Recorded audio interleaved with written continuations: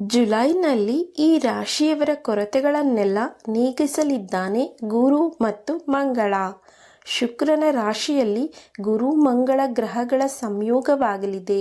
ಈ ಎರಡು ಪ್ರಮುಖ ಗ್ರಹಗಳ ಸಂಯೋಗದಿಂದಾಗಿ ಕೆಲವು ರಾಶಿಯವರ ಜೀವನದಲ್ಲಿ ಸಂತೋಷ ಹೆಚ್ಚಾಗಲಿದೆ. ಆ ಲಕ್ಕಿ ರಾಶಿಗಳಾವುವು? ಜ್ಯೋತಿಷ್ಯದ ಪ್ರಕಾರ ಮಂಗಳ ಗ್ರಹವು ಧೈರ್ಯ, ಭೂಮಿ ಮತ್ತು ಉತ್ಸಾಹವನ್ನು ಸೂಚಿಸಿದರೆ, ಗುರುಗ್ರಹವು ಸಂಪತ್ತು, ವೈಭವ, ಐಶ್ವರ್ಯ ಮತ್ತು ಜ್ಞಾನವನ್ನು ಪ್ರತಿನಿಧಿಸುತ್ತದೆ. ಹಲವು ವರ್ಷಗಳ ನಂತರ ಗುರು ವೃಷಭ ರಾಶಿಯನ್ನು ಪ್ರವೇಶಿಸಿದ್ದು, ಮಂಗಳ ಗ್ರಹವು ಜುಲೈ 12ರಂದು ಇದೇ ರಾಶಿಯನ್ನು ಪ್ರವೇಶಿಸುವುದರಿಂದ ಈ ಎರಡು ಪ್ರಮುಖ ಗ್ರಹಗಳ ಸಂಯೋಗವಾಗಲಿದೆ.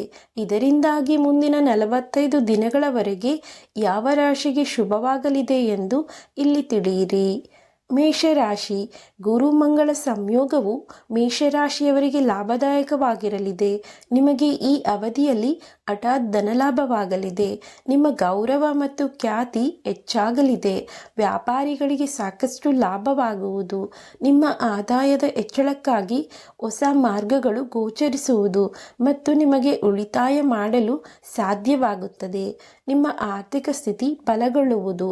ನಿಮ್ಮ ಆಸೆಗಳು ಈಡೇರುವುದು. ಕಟಕ ರಾಶಿ. ಕಟಕ ರಾಶಿಯವರಿಗೆ ಗುರು ಮಂಗಳ ಸಂಯೋಗದಿಂದ ಸಕಾರಾತ್ಮಕ ಫಲಿತಾಂಶ ದೊರಕುವುದು. ಇದರಿಂದಾಗಿ ನಿಮ್ಮ ಆದಾಯ ಸಾಕಷ್ಟು ಹೆಚ್ಚಾಗುವುದು.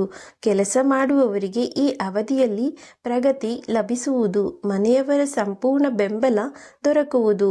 ಸಂಗಾತಿಯ ಸಹಾಯದಿಂದ ನೀವು ಯಶಸ್ಸು ಗಳಿಸುವಿರಿ. ಈ ಸಮಯದಲ್ಲಿ ನೀವು ಹೊಸ ವಿಷಯಗಳನ್ನು ಕಲಿಯುವಿರಿ. ಸಿಂಹರಾಶಿ. ಸಿಂಹರಾಶಿಯವರು ಈ ಸಮಯದಲ್ಲಿ ತಮ್ಮ ಕಳೆದು ಹೋದ ಹಣವನ್ನು ವಾಪಸ್ ಪಡೆಯುವರು.